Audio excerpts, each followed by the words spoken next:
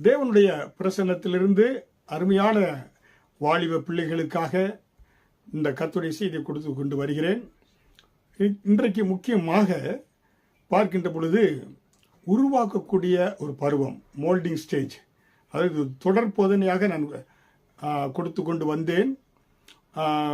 அதாவது பிரசங்கி 12வது அதிகாரம் வசனம் 1 வாலிப நாட்களிலே உன் சிருஷ்டிகரை நினை என்ற வேத வசனத்தின்படியாக தொடர்ந்து வாலிபர்களுக்காக கொடுத்து கொண்டு வந்தேன். இடையிலே சில நம்ம லெந்து நாட்கள் வந்ததுனாலே அதிலே சிலுவை தியானத்தை குறித்தும் செய்தி கொடுத்து கொண்டு வருகிறேன். இதில் முக்கியமாக இன்றைய தினத்திலே தமிழ்நாட்டிலே வெள்ளூரில் இருக்கக்கூடிய வாலிபர்கள், திருச்சபையுடைய வாலிபர்கள் குழுக்காக வார வாரம் அவங்களுக்கு கூகுள் மீட் நடைபெற்று கொண்டு இருக்கிறது. அதில் கர்த்தருடைய செய்தி தொடர்ச்சியாக கொடுத்து கொண்டு வருகிறேன். அதனாலே அந்த செய்தி இன்றைக்கு உங்கள் மத்தியிலே பகிர்ந்து கொள்ளலாம் என்று இருக்கிறேன்.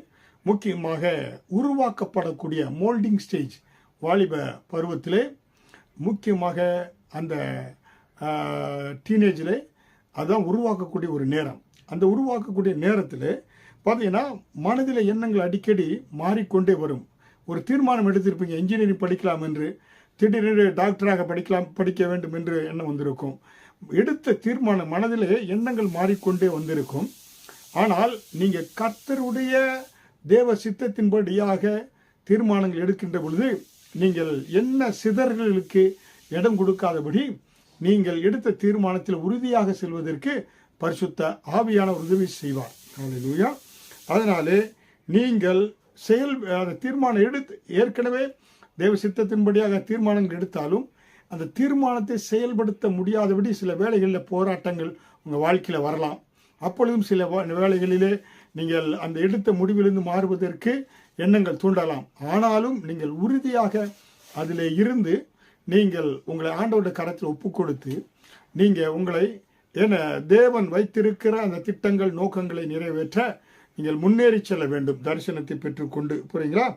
அதனால் தான் நீங்கள் நினைப்பீங்க, ஏன்னா திடீரென்று இந்த காரியத்தை எடுத்திருந்தேன், திடீரென்று இந்த எண்ணங்கள் வருகிறது, நான் அதில் போய் மாறி போயிட்டேன்னா ஜனங்கள் என்னை பார்க்கக்கூடியவர்கள், ஏன்னா அவங்க என்னை கிண்டல் பண்ணுவாங்களே, கேலி பண்ணுவாங்களே, ஆனால் அதனால நான் என்ன செய்வது, இதில் தொடரவா இல்லை அதில் மாறவா என்று சொல்லி பல எண்ணங்கள் வந்து கொண்டே இருக்கலாம்.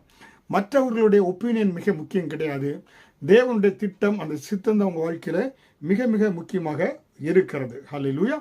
அதற்காகத்தான் இந்த உருவாக்கப்படக்கூடிய, அதாவது குயவனாகிய நம்முடைய பரம தெய்வம் இயேசு கிறிஸ்துவனுடைய கரத்தில் நீங்கள் இருக்கின்ற பொழுது எஜமானனுக்குள்ள கனமுள்ள பாத்திரமாக உங்களை வணைவார். புரியுங்களா? அப்போ அதற்கு ஒப்புமையாக ஒரு காரியத்தை இன்றைக்கு நான் சொல்கிறேன். அது உங்கள் மனதில் ஈஸியாக பதிய வைப்பதற்காக. கம்பாரிசன், அதாவது பட்டர்ஃப்ளை அண்டு கிறிஸ்டியன் யூத் ரெண்டு பேருக்கும் கம்பாரிசனாக இதை நான் சொல்கிறேன். அதை மனதில் இலகுவாக வைத்து கொள்ளலாம். புரியுங்களா? பார்த்தீங்கன்னா இந்த வண்ணத்தூப்பூச்சி பாருங்கள், அது என்ன செய்கிறது? வண்ணத்தூப்பூச்சி இலைகளுக்கு முன்பாக மேலே முட்டையிட்டு விடுகிறது. முட்டை, புரியுங்களா? அந்த முட்டைக்குள்ளே என்ன இருக்குது? ஏன்னா அது லார்வாவாக அது இருக்கிற முட்டை பார்த்தீங்கன்னா அது முட்டை உடைந்து வெளியே வருகின்ற போது லார்வா உருவத்தில் வருகிறது. புரியுங்களா? அது ஒரு மறுபிறப்பு உண்டாகக்கூடியதாக இருக்கிறது. அப்போ ஒரு வாலிபன் இயேசு கிறிஸ்துவை ஏற்றுக்கொள்கின்ற பொழுது கன்வர்ஷன் இல்லாட்டி ரீபர்த் வருகின்ற பொழுது நியூ பர்த். யோவான் 3வது அதிகாரம் வசனம் 3 சொல்லப்பட்டது போல ஒருவன் மறுபடியும் பிறவாவிட்டால் தேவனுடைய ராஜ்யத்துக்குள் பிரவேசிக்க மாட்டான் என்ற வேத வசனத்தின்படியாக அவன் என்ன செய்கிறான்? இயேசுவை ஏற்றுக்கொள்கின்றவர் ஒரு புதிய மனிதனாக, புதிய சிருஷ்டியாக 2 கொரிந்தியர் 5வது அதிகாரம் வசனம் 17 ஒருவன் கிறிஸ்துவுக்குள் இருந்தால் புதிய சிருஷ்டியாக மாறுகிறான் என்றபடி ஒரு புதிய நியூ கிரியேஷனாக மாறுகிறான். புரியுங்களா?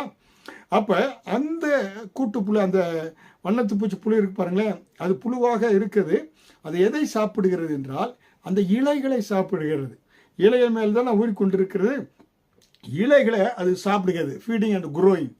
அப்போ நம்ம இந்த வாலிபர்கள், நம்முடைய ஆண்டவர் ஏற்றுக்கொண்ட வாலிபர்கள், அவர்களும் தன்னுடைய ஆவிக்குரிய வளர்ச்சியிலே வேதத்தை படிக்க வேண்டும், வேதத்தை வாசிக்க வேண்டும், அதே போல் ஜெபிக்க வேண்டும், அதே போல் ப்ரேயர் ஃபெல்லோஷிப். நீங்கள் உங்களுடைய ஐக்கியம் யாரோடு கூட இருக்கிறது? தேவனுடைய பிள்ளைகளோட ஐக்கியம் இருக்கின்ற பொழுது Christian community it's a very important. அப்போ அந்த உங்களுடைய ஐக்கியங்கள் இருக்கின்ற பொழுது அதில் நீங்கள் வளருவீங்க. அதனால சொல்லுவாங்க, என்ன சொல்லுவாங்கனாக்கா, உன்னுடைய நண்பனை யார் என்று சொல், நீ யார் என்று தெரிந்து கொள்வேன் என்று சொல்லுவாங்க. அதனாலே அருமையான தேவனுடைய பிள்ளைகளே, நீங்கள் அப்படியாக வளர வேண்டும். அப்புறமாக பார்க்கின்ற பொழுது கிரைசலிஸ், அதாவது அந்த புழு என்ன செய்கிறதுனா, மேலே இலைகள் இல்லாதபடி இலைகளின் மரபிலே அது என்ன செய்யும், ஹிடன் டிரான்ஸ்ஃபர்மேஷன், அதுக்குள்ளாக அந்த மறைந்து அது வளரும் அந்த புழு. ஏன்னா மேலே இருந்தால் பறவைகள் மற்ற எதுவும், ஏன்னா மழை வெயிலில் அது இறந்து போய்விடும். அதனால் மறைவாக அது என்ன செய்கிறது,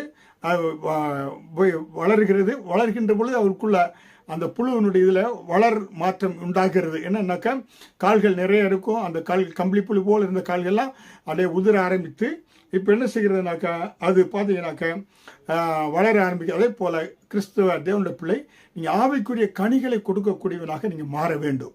ஆண்டவருக்குள்ளே வந்த பிறகு பொறாமை, கோபம் எல்லாவற்றையும் விட்டுவிட்டு, ஏன்னா ஒரு ஆவிக்குரிய கனியை கொடுக்கக்கூடியவனாக மாறிக்கொண்டே இருக்க வேண்டும்.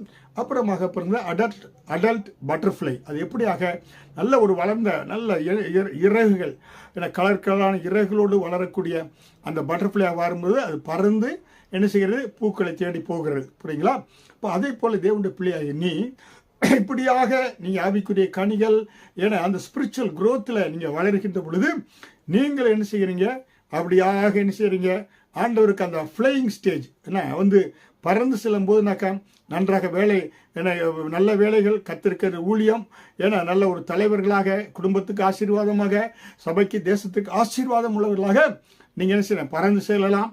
ஏன்னா இந்த காரியம் மிக முக்கியம். அதனால்தான் ஒரு வண்ணத்து பூச்சியை போல எப்படி கலர்களாக மின்னி அழகாக தெரிவது போல உங்களுடைய வாழ்க்கையும் அழகாக தெரியும். அதனாலே அருமையான தேவனுடைய பிள்ளைகளே, நீங்கள் என்ன செய்யணாக்க, நீங்கள் உங்களை வாழ்க்கையில் உருவாக்குவதற்கு குயவனாகிய ஆண்டவர் கரத்தில் ஒப்பு கொடுத்து அவர் உங்களை வணைவதற்கு ஒப்பு கொடுங்க.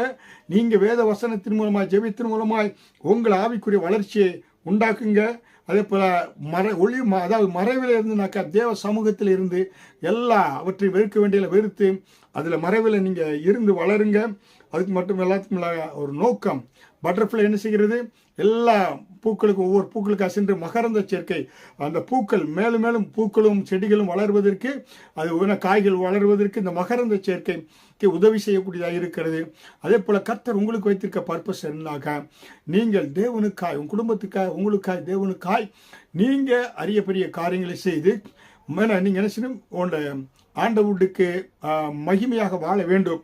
அதனால் தான் வேதவசனம் சொல்லுகிறது, 1 பேதுரு 2வது அதிகாரம் வசனம் 9, நீங்களோ அந்தகாரத்தில் நின்று ஆச்சரியமான ஒளியின் இடத்துக்கு அழைக்கப்பட்டவருடைய புண்ணியங்களை அறிவிக்கும்படி தெரிந்து கொள்ளப்பட்ட சந்ததி, ராஜரீக ஆசாரிய கூட்டம், பரிசுத்த ஜாதி, எனக்கு தேவனுக்கு சொந்தமான ஜனமாக நீங்கள் இருக்கிறீங்க. ஹல்லேலூயா!